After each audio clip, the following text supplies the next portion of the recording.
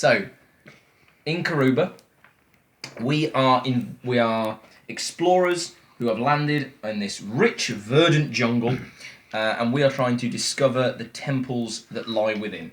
Okay, it is a puzzle game, so we'll all have our own puzzle to solve, and we'll actually all have the same means to solve the puzzle. It'll just be about the decisions that we make. So, first of all, to start the game, you've got all your pieces all allayed. I haven't sorted out my pieces because basically I'm like the large lady who calls out the numbers at bingo. Okay, so we'll start off. Ben, why don't you call out the brown positions? Yeah? So, where do you want the brown explorer to start? And all of our brown explorers are going to start on the same C coordinates. So, grab your brown explorer. Ben, what beach coordinates? I'm going to say 10. 10 for the beach, and then grab your brown temple, and this is where he's in the jungle. I'm going to say 70. 70. So, okay. Right, Dan, why don't you do the purple one? Where's our purple explorer going? 40. And where's the temple? 30. Sweet. Okay. I'll do the yellow one. What a coincidence. 90 on the beach. And let's say 90 in the jungle as well. Matt, the blue? 50. 50 on the beach. 60. And 60 in the jungle. Right then. So now we all have the same puzzle to solve, and we all have the same 36 tiles to solve them with. The game will end either when someone gets their explorers to all the temples, or when we use up all our tiles. Okay? What will happen on a turn is I will randomly pick a tile. Okay? So let's say 3, and everyone will take their tile number 3. Now you have two choices with what to do with it. You can either play the tile onto any empty space on your board, it doesn't need to be connected to anything, or you can discard the tile for movement. You won't do that as much. So, when I place the tile, let's say I think, oh, well, I'll put it here.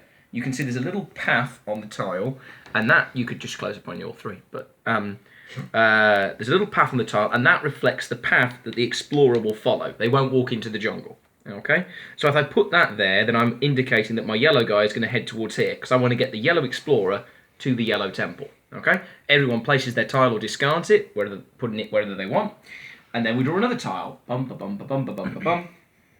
The game carries on. Now, as we go on, obviously these paths will get cut into the jungle, and as I said, you could discard a tile for movement. So if I just take a couple of tiles to show what I am talking about. There we go. So let's say it's like this. Now, if I draw 21, instead of playing it, which I probably would, but instead of playing it, I would discard it, and I could move any of my explorers along their paths 2 spaces. Because this tile has 2 exits. Okay, the number of exits on a tile is how far you can move your explorer. You can't split movement. Okay, the explorers are also quite fat, or the paths are quite thin, and explorers cannot move past each other on the paths. Okay, they will block each other.